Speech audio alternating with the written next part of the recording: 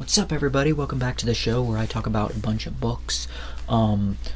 Usually a subject so boring that people think is going to be, man, I need to read so many more books, and they think, like, no matter how boring people think it is, it's still something they want to add to their daily routine, and it's one of the few things that I'm like, yay, I actually read a decent number of books and stuff, but not to like do my own horn or anything, because there's other things in life I'm also lacking. But it's one of those things where then I come along and I'm just like, here's my take on the book, and then I'm really monotone and unexpressive, and I'm just like, darn it. But it's not that the book doesn't mean anything to me. It's just that I'm trying to relay, like trying to be as candid as I can, but also trying to make sure I'm not staying off topic, because I know I'm just going to keep rambling on and on and on. So I'm going to try to make some of these shorter, because I think the Crime and Punishment one was like an hour, I think. But to be fair, that's a book that needs that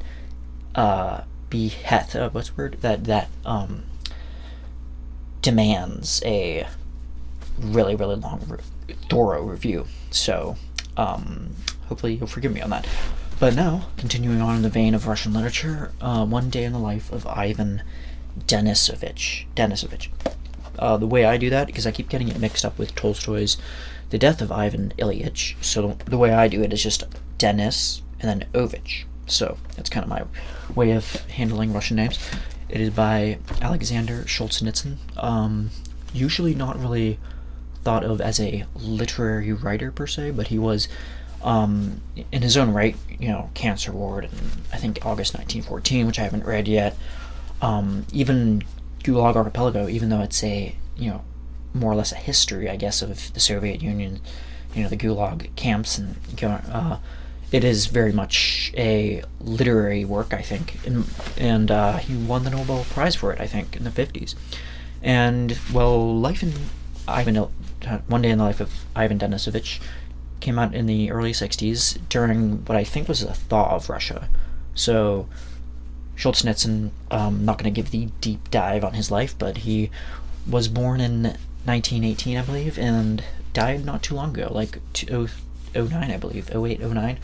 So yeah, that's a very expansive life. He saw, obviously not the First War, but he Second World War, and he was like a kind of a decorated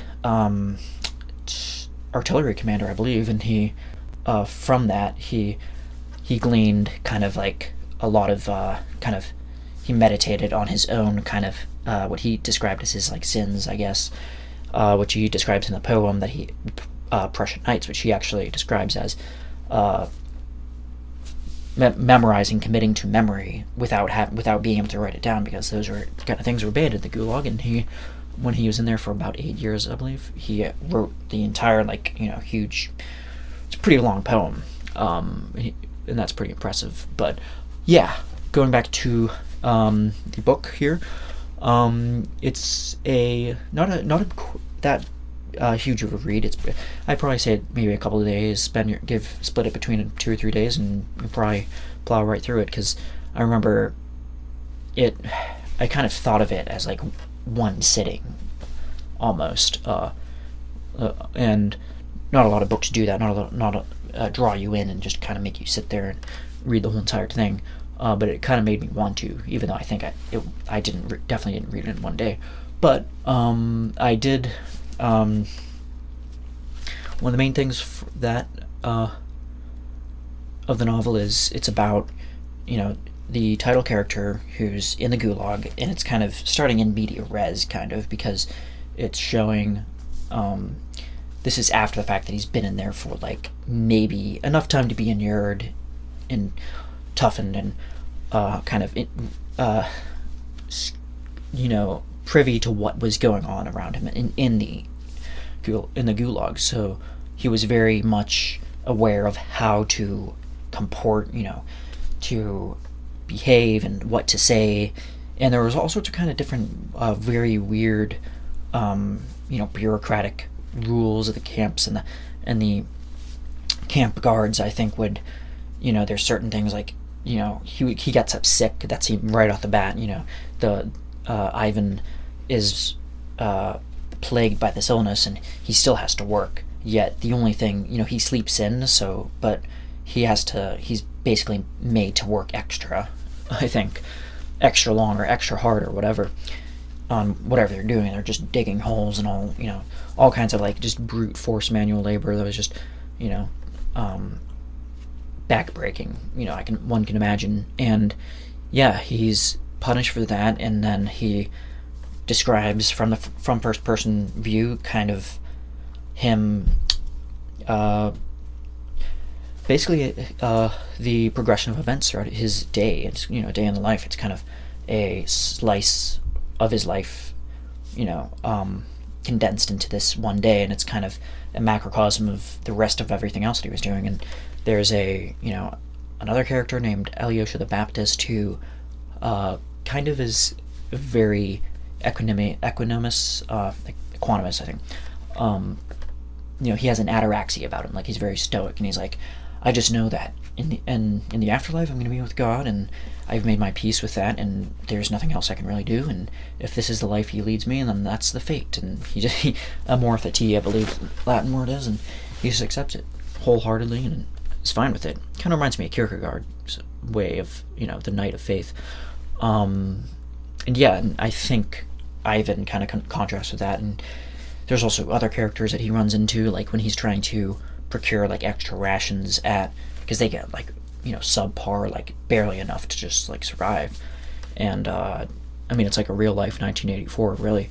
And it's no wonder Orwell wrote about Trotsky and Stalin and Lenin in Animal Farm and made them so like blatantly obvious, because it really was unfolding right about that time. So Ivan's discuss. He has this conversation with another inmate who's actually two other people. He overhears a conversation. This is one of the parts that stuck with me. And they're both talking about cinema, like theory of Russian film, and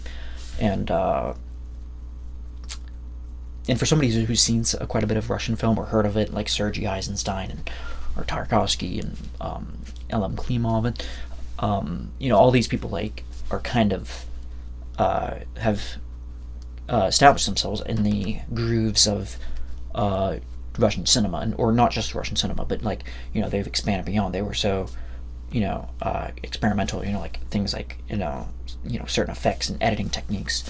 So it's understandable that they might be talking about that, maybe, but then again, to Ivan this makes no sense, because he's just trying to figure out how to get just the bare minimum food for the day. So he this is pretty interesting, because that's almost a Nietzschean type of seeing the superfluous of abstract metaphysical concepts, like the idea of film or the idea of high art, the idea of weaving a movie together and making that. It's kind of like, if you think about it to you take it to its final logical conclusion, like it doesn't really affect anybody. It doesn't give you anything. It doesn't give you anything materialistic. And I know that's a very utilitarian way of speaking, and I'm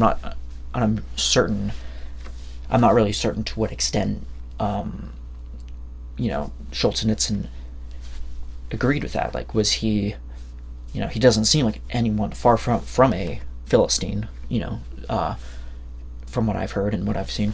I've always thought of him as kind of in the vein of kind of in the tradition of Tolstoy, or he read War and Peace when he was super young and wanted to become kind of like that, or Dostoevsky, and that's kind of what I thought. That's kind of what I thought, but maybe it's just the kind of mentality you get after being in this type of thing. Like, he talks about that in Cancer Ward too, where the main character, I think Kostoligidov, I believe. It's been a while since I've read it. And I think like the similarities between him and Ivan is that they are both kind of so broken down and browbeaten by this system.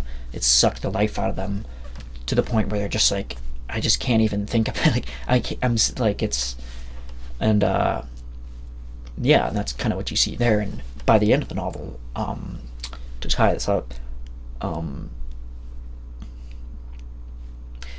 you know, he's worked the day, he's procured his little rations, yeah, he's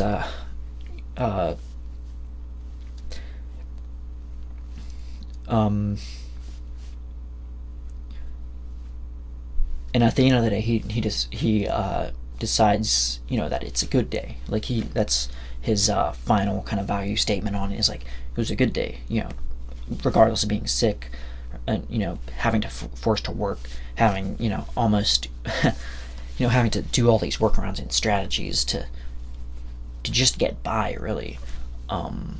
Yeah, at the end of it, he's like, it's a good day because I didn't, you know, it could have been worse. And that's kind of the takeaway I have, is anytime I think about me being overly dramatic, or my perception of what's overly dramatic, anytime I'm you know, reacting too quickly, or I'm too inflammatory, or I'm in a condition, very low condition in life, or I'm working a job that I just hate, which is more often than not, the jobs that we have, we can't choose a lot of what we have in this life, and the lot we have, and anytime I think about that, I just think of Solzhenitsyn, or Viktor Frankl, or and the lot they had in life, and what they had to go through, or Denisovich, the movie Come and See is based off of, you know, like, just being completely just toward, you know, just being thrust through no fault of your own, just being thrust into the worst situation, which is a very stoic, I think, type of mentality to have. So yeah, stoicism's back. Yeah, I'm back in the Silicon Valley, you know. What's his face? The guy who runs Twitter. Oh gosh, not Bezos, but the other guy. Anyway, so yeah, that's the novel for you. I'd highly recommend.